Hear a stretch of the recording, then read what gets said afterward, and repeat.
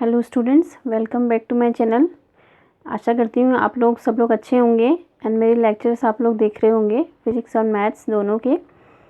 And अभी तक जो भी मैंने मैथ्स के लेक्चर अपलोड किए थे वो थे मैट्रिसेस एंड डिटर्मिनेंट के लेक्चर्स थे। एंड आगे आज का जो मैं लेक्चर है उसको मैं उसी में आगे बढ़ाते हुए आज का मेरा जो लेक्चर है वो डिटर्मिनेंट के एप्लीकेशंस पे बेस्ड है। एंड अगर किसी ने अभी तक मेरे डिटर्मिनेंट्स एंड मैट्रिसेस के लेक्चर्स नहीं देखे हैं तो पहले उन लेक्चर्स को ज़रूर देखिएगा ताकि आज का लेक्चर आप लोगों को मेरा समझ में आए, क्योंकि मैं उसी टॉपिक्स को आगे फर्दर प्रोसीड कर रही हूँ। तो अगर आप लोगों ने वो मेरे लेक्चर्स नहीं देखे हैं तो प्लीज़ उन्हें पहले देखिएगा ताकि उसी लेक्चर के बेस में आज का लेक्चर आपको मेरा समझ में आएगा। तो आज का लेक्चर मेरा जो बेस्ड है वो डिटर्मिनेंट्स के एप्लीकेशंस पे बेस्ड है। हम डिटर्मिनेंट्स का एप्लीकेशंस किस जगह करते हैं, कैसे हम क्वेश्चंस डिटर्मिनेंट की हेल्प से सॉल्व करते हैं, तो आज का लेक्चर उसी पे बेस्ड है। तो देखिए, सबसे पहले एक डिटर्मिनेंट पे मैंने बहुत सारी मैट्रिसेस का जो लेक्चर था उसमें मैंने डिटर्मिनेंट्स भी इंक्लूड करी थी। एंड उसमें मैंने बहुत सारी स्पेशल टाइप्स ऑफ मैट्रिसेस भी डिफ़ाइन करी थी।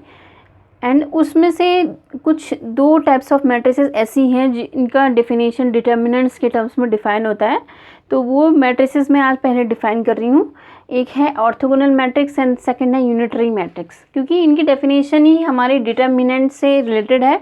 इसलिए जब मैंने डिटर्मिनेंट आप लोगों को पढ़ाया तो उसके बाद ही मैं इस डेफिनेशन को यहाँ पे लेके आ रही हूँ ताकि आप लोगों को यहाँ पे समझ में आए कि कैसे हम उसको डिफ़ाइन कर रहे हैं। तो देखिए, ऑर्थोगोनल मैट्रिक्स क्या होता है। A square matrix is said to be orthogonal।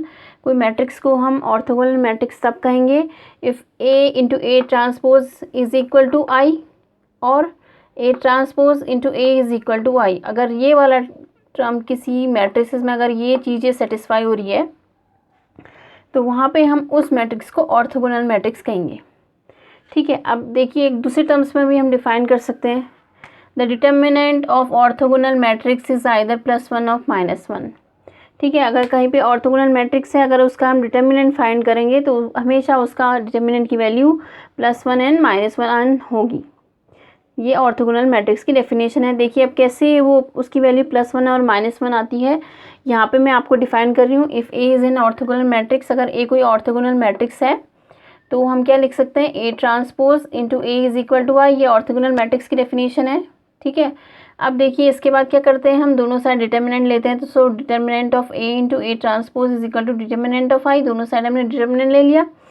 Then उसके बाद देखिए जब हम डिटर्मिनेंट ओपन करेंगे तो determinant A into determinant of A transpose is equal to determinant of I should be 1। इसकी I का हम जब भी डिटर्मिनेंट निकालेंगे उसकी वैल्यू 1 आएगी। अब देखिए, क्योंकि हमने डिटर्मिनेंट की प्रॉपर्टी में पढ़ा था determinant of A is equal to determinant of A transpose, ये हमने पढ़ा है डिटर्मिनेंट की प्रॉपर्टीज़ में, तो वहीं पे यहाँ इसको यूज़ कर रहे हैं। तो हमने डिटर्मिनेंट ऑफ A ट्रांसपोज को भी डिटर्मिनेंट ऑफ A लिख दिया। Then that should be written at determinant of A of square that should be equal to 1। अगर हम यहाँ से स्क्वायर हटाएंगे that should be equal to +-1। तो यहाँ से ही वैल्यू आई। देखिए तो डिटर्मिनेंट A की वैल्यू यहाँ से क्या आई, +-1 आई। तो हम कह सकते हैं कि ऑर्थोगोनल मैट्रिक्स का डिटर्मिनेंट क्या आएगा, हमारा +-1 आएगा।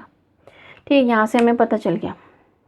अब देखिए एक दूसरे डेफिनेशन हम यहाँ से बता सकते हैं कि अगर A into A transpose should be equal to I, then अगर हम यहाँ से A ट्रांसपोज की वैल्यू लिखेंगे this should be equal to, अगर A यहाँ जाएगा तो या हम इसको A इनवर्स से, इसको अगर हम ऐसे लिख सकते हैं A into A transpose should be equal to I. अगर हम दोनों साइड A इनवर्स से मल्टीप्लाई करें then A inverse into A transpose should be equal to A inverse into I. ठीक है, then A inverse into A should be equal to I, then A transpose equal to A inverse. ठीक है, तो यहाँ से A transpose किसके equal आया, A inverse के इक्वल आ गया। यानी अगर A ट्रांसपोज A इनवर्स के इक्वल आ गया तो यहाँ से हम इस मैट्रिक्स को क्या कह सकते हैं, इन्वर्टिबल कह सकते हैं, क्योंकि इसका इन्वर्स यहाँ पे एग्जिस्ट कर रहा है और इसका डिटर्मिनेंट क्या है, नॉन ज़ीरो आ रहा है। तो इसको हम इस मैट्रिक्स को इन्वर्टिबल भी हम यहाँ पे कह सकते हैं। तो ये हमारी ऑर्थोगोनल मैट्रिक्स की डेफिनेशन है। सिमिलरली देखिए एक दूसरी मैट्रिक्स यहाँ पे हम डिफाइन कर रहे हैं जिसको हम बोलेंगे यूनिटरी मैट्रिक्स। देखिए इसकी डेफिनेशन भी हमारी सिमिलरली है, सेम पॉइंट्स हैं, बस थोड़ा सा इसमें डिफरेंस होगा कि कोई स्क्वायर मैट्रिक्स यूनिटरी मैट्रिक्स का कब कहलाएगी, तब कहलाएगी जब A dagger value should be transpose then conjugate. इसको हम क्या बोलते हैं, dagger. A dagger means the matrix transpose then its conjugate, so this should be written as A dagger into A is equal to I and A into A dagger should be equal to I. तो ये हमारी unitary matrix की definition है। Then देखिए इसमें इस case में orthogonal matrix का डिटर्मिनेंट +1 और -1 आता था, लेकिन यहाँ पे यूनिटरी मैट्रिक्स का हमारा जो डिटर्मिनेंट है वो क्या आएगा, यूनिट मॉडुलस आएगा। कैसे आएगा देखिए यहाँ पे हम दिखाते हैं। ये कह रहा है देखिए A dagger means, A dagger का डिटर्मिनेंट है, ये डिटर्मिनेंट लिखा है हमने यहाँ पे। ए डैगर का determinant is should be equal to determinant का मतलब यहाँ पे हमने इसका डिटर्मिनेंट लिखा है, देन ये डैगर का मतलब ट्रांसपोज एंड कॉन्जुगेट, तो इसको हमने कॉन्जुगेट की टर्म में लिखा है, determinant of A then its conjugate. ठीक है, तो ये इसके इक्वल होगा डिटर्मिनेंट की वैल्यू, क्योंकि A determinant of A should be equal to determinant of A transpose, दोनों की वैल्यू एक होती है। तो इसका मतलब क्या होगा कि ट्रांसपोज होने से कोई दिक्कत नहीं है, लेकिन यहाँ पे उसको हम कॉन्जुगेट की फॉर्म में लिखेंगे इसको। ठीक है, अब देखिए हम इसको फिर यहाँ लिख रहे हैं, ए डैगर इंटू ए का डिटर्मिनेंट हम लिख रहे हैं, इसको अलग अलग जब करेंगे तो ये आ जाएगा A dagger determinant then A determinant of A. ठीक है, तो इसकी वैल्यू किसके इक्वल होगी, आई के इक्वल होगी। यहाँ से हमने RHS के फॉर्म में लिखा, आई के इक्वल होगी। तो ए डैगर को हमने यहाँ पे determinant of A then its conjugate and determinant of A that should be equal to 1। ये 1 कैसे आया देखिए, determinant of A and determinant of A conjugate that should be equal to 1। देखिए अगर हमारा complex number z equal to x plus i y है and complex number का conjugate x minus i y है, then z bar should be equal to क्या आएगा हमारा x square plus y square. अगर आप इसको मल्टीप्लाई करेंगे तो ये हमारा x square plus y square आएगा, that should be equal to modulus of z। ठीक है, तो यही किसकी वैल्यू होती है, मॉडुलस की वैल्यू होती है। तो यहाँ से हम कह सकते हैं कि अगर कोई मैट्रिक्स का डिटर्मिनेंट देन इसका कॉन्जुगेट हम लिख रहे हैं, देन उसको उस मैट्रिक्स के डिटर्मिनेंट से मल्टीप्लाई करेंगे, उसकी वैल्यू 1 आ रही है, तो हम ये कह सकते हैं कि यूनिटरी मैट्रिक्स का मॉडुलस क्या होगा, 1 होगा। सिमिलरली इसी तरह से हमने इसको डिफाइन किया है, तो इसको हमने लिखा है यहाँ पे यूनिटरी मैट्रिक्स। तो यहाँ पे आपको ध्यान रखना है कि यूनिटरी मैट्रिक्स का मॉडुलस क्या होता है, 1 होता है। ठीक है, ये पॉइंट आपको ध्यान में रखना है। यहाँ +1 एंड -1 एंड इधर क्या होगा, यूनिट मॉडुलस होगा। फिर देखिए सिमिलरली जैसे हमने यहाँ पे डिफाइन किया A into A transpose should be equal to I, then यहाँ पे इसका केस लगाएंगे, A dagger into A should be equal to I, this implies, तो यहाँ से हम लिख सकते हैं A dagger should be equal to A inverse. ठीक है, तो ए डैगर ए इनवर्स की इक्वल है, तो यहाँ से भी क्या होगा, ए क्या होगा, this implies A is invertible. तो यहाँ पे हम ए को इन्वर्टिबल कह सकते हैं, क्योंकि उसका हमारा डिटर्मिनेंट भी 0 नहीं आ रहा है एंड ए इनवर्स भी यहाँ पे हमारा एग्जिस्ट कर रहा है। तो हम यहाँ पे यूनिटरी मैट्रिक्स को क्या कह सकते हैं, इन्वर्टिबल कह सकते हैं। तो यहाँ पे 2 मैट्रिसेस की डेफिनेशन हमने डिफाइन करी। अब देखिए एक एग्जाम्पल से हम इनको समझ सकते हैं कि ऑर्थोगोनल और यूनिटरी मैट्रिक्स क्या होती हैं। तो करते हैं, देखिए आगे।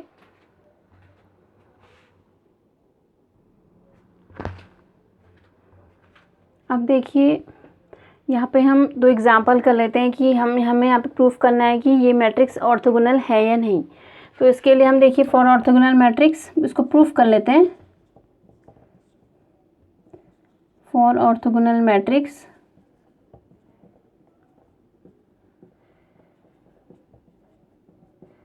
ए transpose should be equal to I, ये आना चाहिए हमारा। तो हम यहाँ से LHS ले लेते हैं, तो ये आ जाएगा देखिए cos theta minus sine theta cos theta. Then यहाँ पे हमें ए ट्रांसपोज की वैल्यू लिखनी है, LHS ए ट्रांसपोज लिख लेते हैं। ठीक है, ऐसे लिख लेते हैं, इसकी वैल्यू हम यहाँ से लिख रहे हैं। तो ए ट्रांसपोज की वैल्यू देखिए रो को कॉलम में इंटरचेंज करेंगे, तो यहाँ पे कॉस थीटा, ये साइन थीटा आपको यहाँ लिखेंगे साइन थीटा, देन ये साइन थीटा यहाँ ऊपर आ जाएगा। ये टर्म्स मैंने आपको पहले कैसे करते हैं बताया, ये ट्रांसपोज कैसे लिखते हैं, मल्टीप्लिकेशन कैसे करते हैं। तो cos theta cos square theta, जिन लोगों ने पहले से मेरे लेक्चर्स नहीं देखे हुए हैं मैट्रिक्स एंड डिटर्मिनेंट के स्टार्टिंग से, तो वो लोग पहले इसे देखिएगा, तभी आपको ये सारी चीज़ें समझ में आएंगी। ये आ जाएगा minus cos theta sine theta plus sign theta cos theta. ये आ जाएगा माइनस, इसको इससे मल्टीप्लाई करेंगे, minus sine theta cos theta plus cos theta sine theta. ये आ जाएगा साइन स्क्वायर थीटा और ये आ जाएगा कॉस स्क्वायर थीटा। तो ये transpose equal to cos square theta plus sine square theta should be 1, this should be 0, 0 and 1, then this should be I. So A dagger should be equal to I. This implies orthogonal matrix. This should be orthogonal matrix. ठीक है, ये तो हमारी orthogonal matrix define हो गई। अब हम यहाँ पे दूसरा क्वेश्चन करते हैं जिसमें हमें इस मैट्रिक्स को क्या डिफाइन करना है, यूनिटरी डिफाइन करना है। ठीक है, तो ऐसे करते हैं, देखिए फॉर यूनिटरी मैट्रिक्स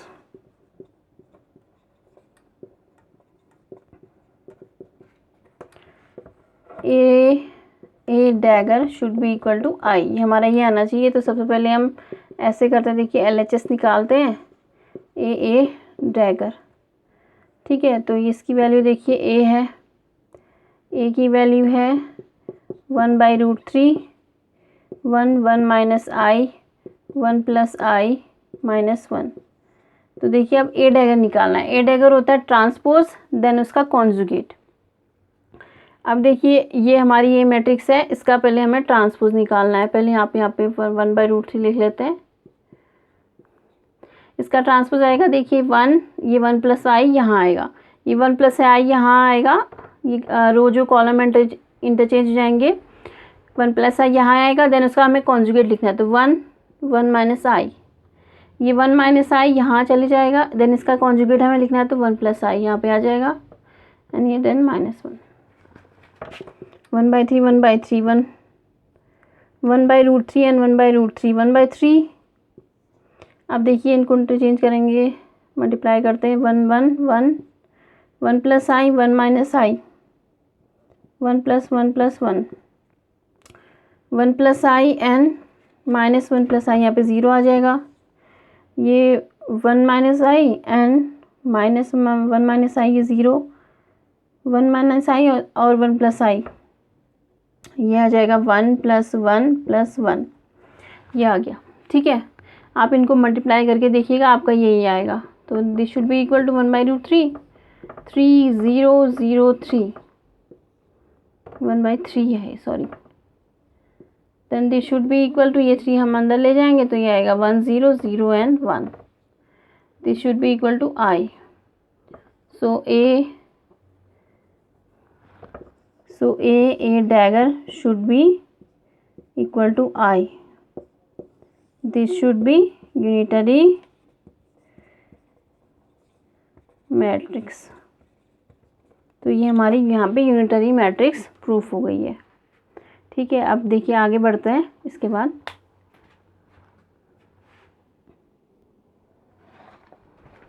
तो देखिए हम आगे यहाँ पे पढ़ते हैं, जिसमें हम डिटर्मिनेंट के एप्लीकेशंस यहाँ पे डिस्कस कर रहे हैं। तो डिटर्मिनेंट की हेल्प से हम कैसे कोई भी इक्वेशंस ईज़िली सॉल्व कर सकते हैं, वो ही हम यहाँ पे देख रहे हैं। तो पहला पॉइंट है, देखिए हम डिटर्मिनेंट की हेल्प से किसी ट्रायंगल का एरिया कैसे फाइंड कर सकते हैं। Consider triangle whose vertices are x1 y1 x2 y2 and x3 y3, ये ट्रायंगल के वर्टिसेस हैं।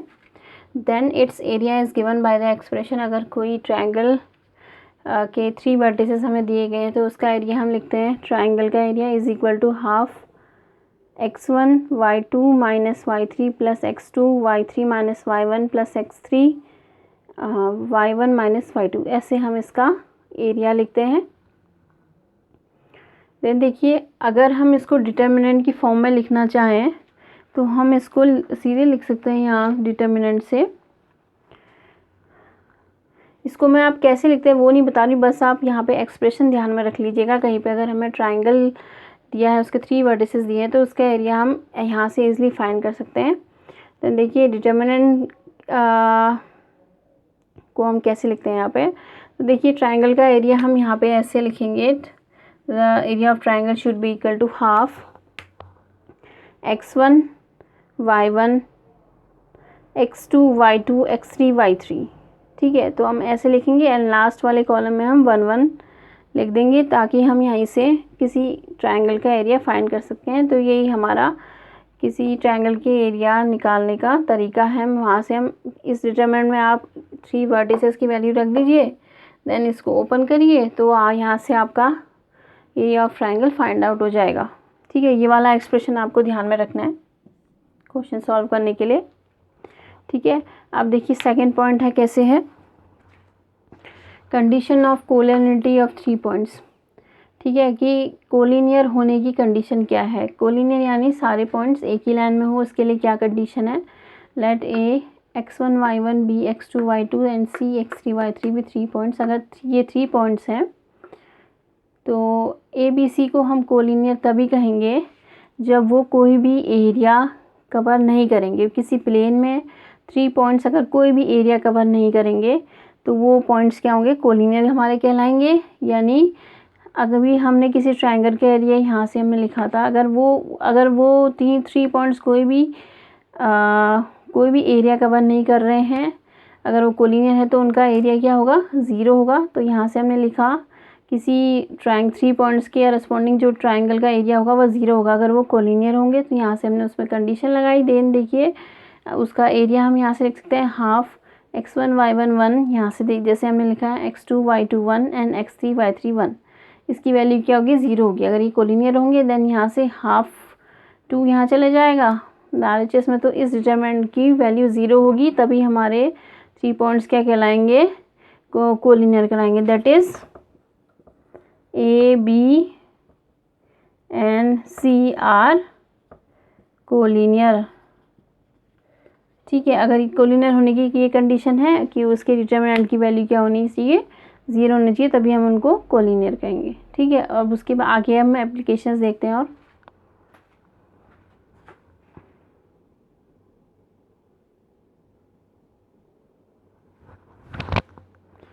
देखिए इसमें आगे बढ़ते हैं एप्लीकेशंस में। थर्ड पॉइंट कि कैसे हम कोई अगर हमें लीनियर इक्वेशंस दी हैं तो उनको हम कैसे डिटरमिनेंट की हेल्प से सॉल्व कर सकते हैं। तो उसके लिए एक रूल होता है जिसको हम बोलते हैं क्रैमर्स रूल। देखिए क्रैमर्स रूल क्या होता है। The solution of the system of simultaneous equations, हमें यहाँ पे इक्वेशंस दी गई हैं a1x plus b1y equal to c1 and a2x plus b2y equal to c2। तो हमें क्या करना है, यहाँ पर से x एंड y की वैल्यू फाइंड करनी है। तो इसको सॉल्व करने के कई तरीके हैं, बट यहाँ पर हम क्या कर रहे हैं कि हम डिटर्मिनेंट की हेल्प से इस इक्वेशंस को सॉल्व कर रहे हैं। तो उसी में जो रूल दिया गया था उसको बोलते थे क्रैमर्स रूल। देखिए क्या होता है, इसमें हमें अगर x की वैल्यू निकालनी है तो हमारी x की वैल्यू आती है d1/d एंड y की वैल्यू आती है d2/d। तो एंड इसके बाद हमने इन टर्म्स को डिफाइन करते हैं। देखिए डिनोमिनेटर में एक टर्म है d, इसकी वैल्यू d। ठीक है, इस d को हम डिफाइन कर रहे हैं। यहाँ पे देखिए ये हमारी इक्वेशंस दी गई हैं a1x b1y and c1, a2x b2y and c2। ठीक है, अब देखिए यहाँ पे हमारे LHS में जो टर्म है ये आ रहा है समझने के लिए। देखिए अभी कि d हमारा क्या होगा, x एंड y के में जो कोफिशिएंट्स होंगे उससे हमारा d मैट्रिक्स बनेगा। तो यहाँ पे देखिए a1 एंड b1, देन यहाँ पे देखिए a2 and b2, then a2 and b2। तो ये हमारा क्या हो जाएगा, d हो जाएगा। ठीक है, d की वैल्यू, डिटरमिनेंट d की वैल्यू। एंड फिर देखिए सेकंड टर्म हमने डिफाइन किया, d1 डिफाइन किया। d1 यानी अब देखिए आप 1 से समझिए, हम अगर d1 कह रहे हैं तो हम सोचिए कि हम फर्स्ट कॉलम के एलिमेंट को स्किप करेंगे। यहाँ पर d1 कह रहे हैं तो आपको ये वाले टर्म्स छोड़ देने हैं, फर्स्ट वाले। दोनों इक्वेशंस के फर्स्ट वाले टर्म आपको छोड़ देने हैं। तो आपका बचा हुआ टर्म क्या है देखिए, एन जो हमारे RHS में जो टर्म है उसको हम 1 की यहाँ इन टर्म्स की जगह उनको रिप्लेस करेंगे, ये वाले बचे वाले टर्म्स, ठीक है। अब देखिए A1 एंड A2 यहाँ से हटेगा तो इसकी जगह आएगा C1 C1 and C2, and बचा हुआ दूसरा क्या आएगा B1 एंड B2, ठीक है। ये हो गया हमारा D1। अब देखिए D2 में क्या करेंगे, सेकेंड वाले जो टर्म्स हैं इस इक्वेशन के सेकेंड वाले जो टर्म्स हैं उनको स्किप करेंगे। D2 में देखिए ये वाला टर्म हम स्किप कर देते हैं। यहाँ देखिए तो ये हमारे बचे हुए क्या टर्म है, तो ये है A1 A2 एंड देन बचा हुआ टर्म क्या है C1 C2, A1 A2 and C1 C2, ठीक है। तरीका यही होगा, हमें क्या ध्यान में रखना है, पहले वाले D में हमारे ये दोनों टर्म्स आएंगे, x एंड y दोनों के टर्म आएंगे। देन D1 में क्या होगा, हमारे फर्स्ट जो टर्म्स हैं उनको हम हटा देंगे, उसकी जगह हम ये वाला टर्म लिखेंगे C1 C2, then B1 B2 C1 C2 and then B1 B2, and third वाला D2 है। D2 में क्या होगा, D2 में हमारा ये सेकेंड वाले जो वेरिएबल्स हैं y के उसको स्किप कर देंगे, तो इसकी जगह हम क्या लिखेंगे C1 C2 लिखेंगे। देन यहाँ आ जाएगा A1 A2 एंड यहाँ पे C1 C2। तो ये हमारी डिटरमिनेंट्स की वैल्यू है। इन वैल्यूज़ को जब हम इसमें पुट करेंगे तो यहीं से हमारा डायरेक्टली क्या आ जाएगा, x एंड y दोनों की वैल्यू हमारी वहाँ से आ जाएगी। D1 की वैल्यू रखेंगे एंड D की वैल्यू रखेंगे तो x की वैल्यू हो जाएगी, एंड D2 की वैल्यू रखेंगे एंड D की वैल्यू रखेंगे तो वहाँ से हमारी वैल्यू y की आ जाएगी। तो इससे हमारा जो इक्वेशंस है वो ईजिली सॉल्व हो जाएंगे, ठीक है। अब इसी तरह देखिए अगर हमारी 3 इक्वेशंस दी हैं जिसमें 3 वेरिएबल्स है, सिमिलरली यही प्रोसेस है उसमें भी। अगर हमें x फाइंड करना है, x वेरिएबल फाइंड करना है तो D1/D, y फाइंड करना है तो D2/D एंड z फाइंड करना है तो D3/D, ठीक है। ये होगा जहाँ पे D की वैल्यू देखिए, जैसे हमने यहाँ पे D की वैल्यू लिखी थी LHS में जो भी टर्म्स है उनका डिटर्मिनेंट बनाया था, इसी तरह से क्या होगा 3 वाले में भी क्या होगा, यहाँ पे जो हमारे वेरिएबल्स हैं उनके टर्म्स से हम डिटर्मिनेंट बनाएंगे D, तो A1 B1 C1 A2 B2 C2 and A3 B3 C3। देखिए ये A1 B1 C1 A2 B2 C2 and A3 B3 C3, ये यहाँ पे D की वैल्यू है। एंड D1 की वैल्यू में जैसे हमने यहाँ पे फर्स्ट x के टर्म्स रिप्लेस करे थे, यहाँ पे भी हम इसको रिप्लेस कर देंगे, इसकी जगह क्या आएगा D1 D2 D3 and B1 B2 B3 C1 C2 C3, ये देखिए यही है। एंड सेकेंड वाले में हम ये वाले टर्म्स छोड़ देंगे D2 की वैल्यू में, तो इसकी जगह ये आएगा D1 D2 D3, तो ये आ जाएगा A1 A2 A3 D2 D3 and C1 C2 C3। आपको तरीका एक बार याद करना है कि कैसे हम लोगों को टर्म्स लिखने हैं। अब देखिए D3 टर्म्स जो है D3 डिटर्मिनेंट कैसे बनेगी, इसमें हम थर्ड वाला वेरिएबल यहाँ पे स्किप कर देंगे, जहाँ की जगह क्या आएगा D1 D2 D3 आएगा, ठीक है। तो आ जाएगा A1 A2 A3 B1 B2 B3 and then इसकी जगह क्या आएगा D1 D2 D3 then D1 D2 D3।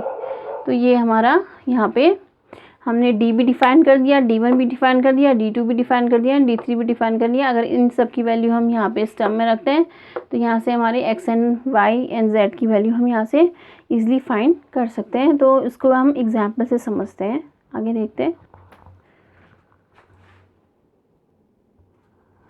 देखिए अब इन क्वेश्चंस को हम क्रैमर्स रूल से फाइंड करते हैं, कैसे हम x और y की लिखते हैं। देखिए क्रैमर्स रूल से हमने x की वैल्यू लिखी थी D1/D, y की वैल्यू लिखी थी D2/D, ठीक है। सबसे पहले D फाइंड करते हैं। D आता है हमारा, देखिए इन टर्म से आता है तो 2 -1 3 एंड 5, इसके सॉल्व करेंगे तो 10 + 3 that should be equal to 13।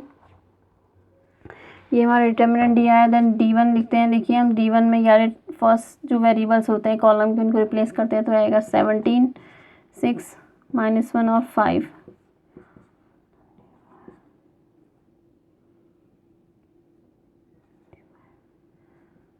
ये आ जाएगा हमारा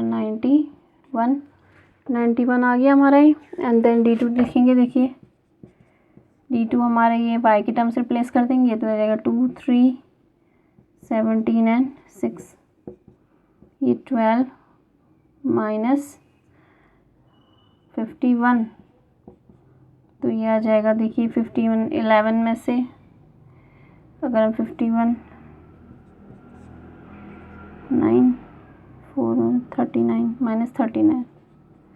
-39 आ रहा है हमारा। देखिए ये आ गया, इसको सॉल्व करेंगे। Then x equal to d1/d, d1 आ जाएगा 91/13 एंड y आ जाएगा d2/d, then that should be equal to -39/13, that should be equal to -3, और ये आ जाएगा 7, x इक्वल टू 7। तो ये हमारा आंसर है। देखिए हमारा इजीली हमने कैसे इन क्वेश्चंस को सॉल्व कर लिया डिटर्मिनेंट की हेल्प से, बहुत ही इजी तरीके से हमने इसको किया। देन हमारा नेक्स्ट देखिए, इसके बाद इसको करते हैं।